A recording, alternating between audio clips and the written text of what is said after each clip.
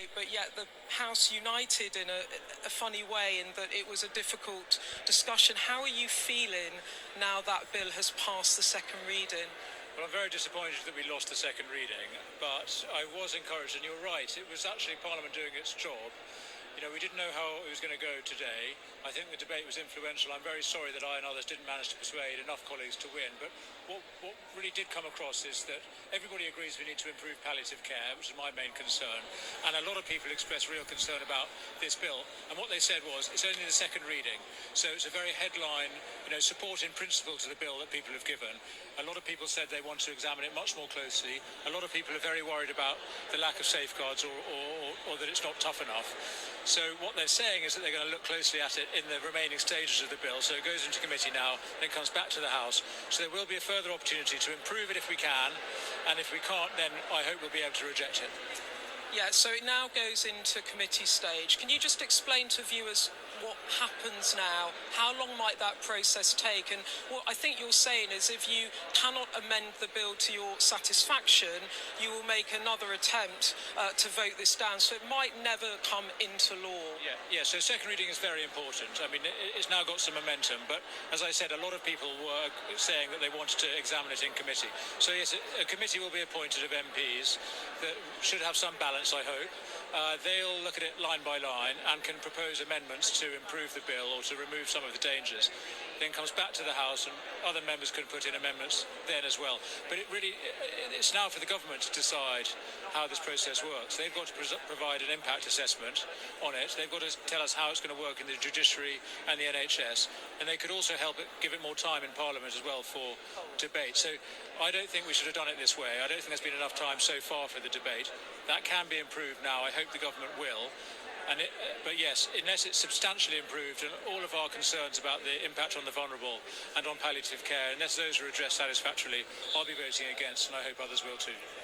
Danny, Kim's argument was that the majority of public opinion is in support of assisted dying. Her argument was it wasn't about choosing between life and death. It was about how you determine how you die at the end of your life. You had a very different view of that. You felt that vulnerable people are not protected. Can you talk to me about that? Yes. So she's absolutely right to highlight the really terrible cases that we all are familiar with and we can all imagine of people not getting properly looked after when they die and having a really, really bad death. And I think we should be putting all our energy into fixing that system and ensuring that people don't die badly. My wider concern about the bill is that, yes, it will induce in people the suggestion that the right thing to do for them, for their families, maybe even for the NHS itself, is to take this option. So it's not just about the people we all worry about. This bill will change things for all of us, for every family of somebody approaching the end of their life will now have this choice. It's really an obligation to think about, is it time for mum to take the assisted death? Is it time for me to take the assisted death? What's the right thing to do for my family? And I think that is a very dangerous thing to introduce into family life, and particularly for the most vulnerable people. I'm not sure we're ever going to be able to improve the bill to remove that biggest concern that I have, but I'm open to the effort. I think we should do what we can to make it safer. Is there any way you could be persuaded, or do you just profoundly disagree with assisted dying? Well, I think that it is impossible to write a law that is safe, and that, there's 30 other countries or jurisdictions around the world which have got a law like this. As colleagues in the chamber who support this bill were saying, they're not following any of those. We're trying to come up with our own, and that's because nowhere in the world does this work properly. Nowhere in the world is it safe, and that's because you cannot draft a law in black and white in English that doesn't mean that people in every other country where they have this, people with anorexia, people with diabetes, people that you or I would not think of as terminally ill, but people who can just refuse treatment, refuse food, and then qualify for it. You can't write a law that doesn't mean that those people are terminally ill.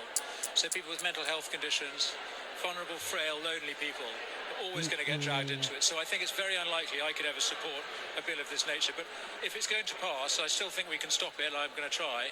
But if we're going to pass it, let's try and make it as safe as possible.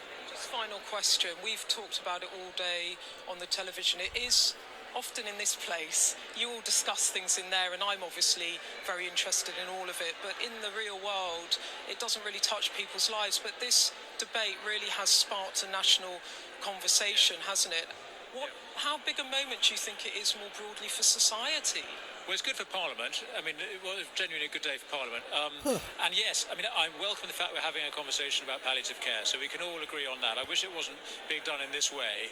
I wish we could focus on palliative care first. I think it's good that we're discussing dying, but I do worry about some of the undertone of the argument for assisted death, which really suggests that the old, the vulnerable, people who are messy, expensive, a burden to their families, they have less value, and that they should be moving on and, saving money for their families. I think there's quite a dangerous undertone to some of the national debate that we're having, but it is good that we're talking about it. And if we end up improving palliative care, then that would have been a good thing. Hey, Danny Kruger, thank you so much. Thank you for coming to join us on Sky News. Thank you. So Danny Kruger there saying that while he had fought hard against this bill, that it is now in principle, in his words, having some momentum. He talked a lot, didn't he, about how they will now look to amend the bill to try and put in as many safeguards, but in principle, he said he simply cannot back assisted dying. He also said it was a good day for the House of Commons in the way in which it was debated in such a respectful and sensitive way, with no doubt many people around the country watching. We'll try and get Kim Leadbeater on as well, Sophie, to talk about the fact that she has succeeded in principle at least, getting assisted dying passed through the House of Commons, the beginning, if you like, of a bigger conversation now about assisted dying, and as Danny Kruger was saying, about palliative care and the end of life. Death is something that happens to everyone. Everyone loses loved ones and has to go through that. We often don't talk about it. And that is something that Kim and both Danny and Kim have said has been a positive from this, that we're now having a discussion about end-of-life care and how it might be improved. Beth, thank you very